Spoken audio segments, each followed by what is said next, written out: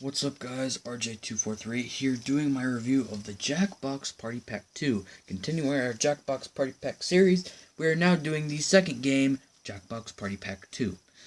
Now, to keep in mind, there are 4 of them out now. The Switch version of Party Pack 4 came out yesterday, and I'm going to be uploading those later. Already made them, so let's do Party Pack 2. Much like the first game, and all of them for that matter, Jackbox Party Pack 2 has 5 unique games to offer. First is Fibbage 2. This is basically a rehash of the original Fibbage. The only difference is that you have a defibrillator, but it was still fun. New trivia questions? Definitely not a bad game. Oh yeah, and new to the series now, I'm going to be rating each game individually. Fibbage 2, I would have to give about an 8 out of 10. Basically Fibbage, but with the defibrillator. Yeah. And different trivia questions. Definitely nothing groundbreaking to change. And it definitely doesn't change the overall score of the game. But if they make a third one, I swear, that will definitely change the ranking. Hinty hint hint. In Earwax, your objective is to, well, one person is a judge that basically judges everyone else's sounds. Because the judge, will pick a prompt out of the prompts they are provided to go up to basically be the prompt for what you have to do, pick your sounds based off of. So yeah, you pick 2 sounds on your device, and then the judge picks the best 2 sounds. Oh, sorry. I was just paying attention to this for a little bit. So yeah, Earwax, probably the weakest Jackbox Party Pack 2 game. I'm not saying this is bad by any means. This is definitely a 7 out of 10 for me, because this game is at least fun. However, there is a problem. And that problem is that the game is kind of unbalanced. Here's what I mean. In this game, basically, your sounds are randomly selected. So, the 6 sounds you can choose from are randomly selected. So, it is very hard to judge when you have uneven sounds to pick from between the players. However, this is not groundbreaking like the last game, and it is still mildly fun. Mildly, but still fun. So yeah, this might be the weakest game in the party pack. We'll just wait. In Bidiots, your objective is to draw pictures and then auction them out for money, and for profit as well.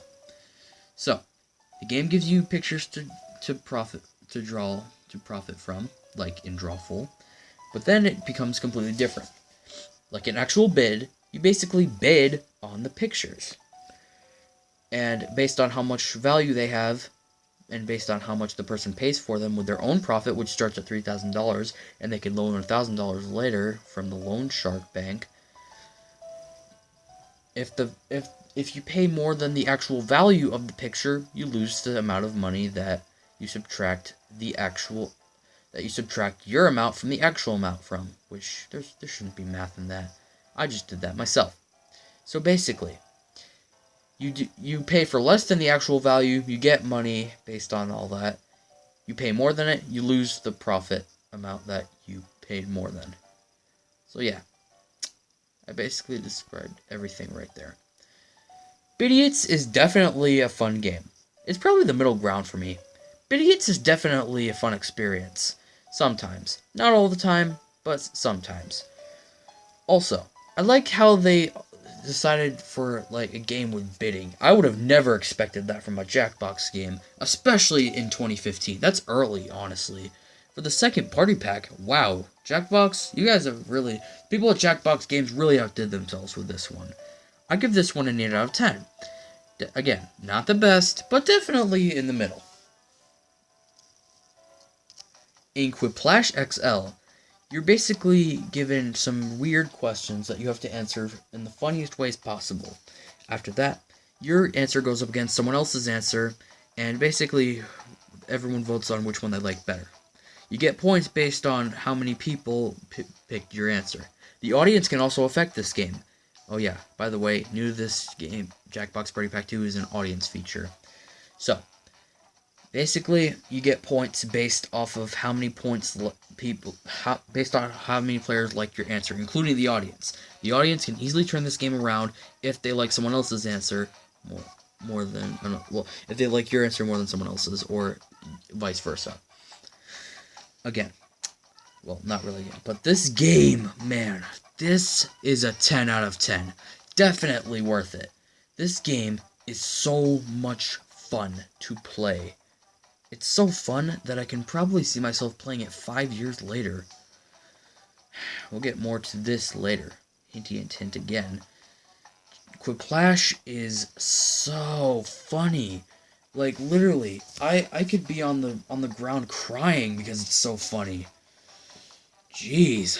I mean, it's never happened before, but this is definitely a game you want to play with more mature people, though, because unless there's a, well, there actually is a parental feature, but still, I would prefer if you'd probably find it better if you played it with more mature people, but I'm just saying, this game is amazing, and it definitely is the best in the party pack. Finally, there's Bomb Corp. In Bomb Corp, your objective is to disarm a bomb with the instructions given to you. This could actually be its own game, honestly. This is the most weird Jackbox game I've played. And unlike the rest of them, you actually have to work with your teammates instead of against them this time. Basically, there's a story mode and a challenge mode. In the story mode, they give you different weird tasks to do for each day on your job as an intern at Bomb Corp. Which sounds really fun, doesn't it? Well, it is. This game is about a 9 out of 10 for me because it is so much fun. The adrenaline you get in your palms when you're trying to activate the bomb without making it blow up. It's so Jackbox games. I take back what I said about Bidiots. This is weird. Seriously. This is unlike anything we've seen at Jackbox before. There is a little bit of a problem though, and that's the fact that it's not, again, like not the most fun, but definitely worth it. Bomb Corp, one of the best games in Jackbox history. So, how would I rate the Jackbox Party Pack 2? This is hard. Oh, I know. I can't believe I'm saying this, but Jackbox Party Pack 2, although 2 8s, a 7, a 9, and a 10, for me personally, this game gets about a 9 out of 10.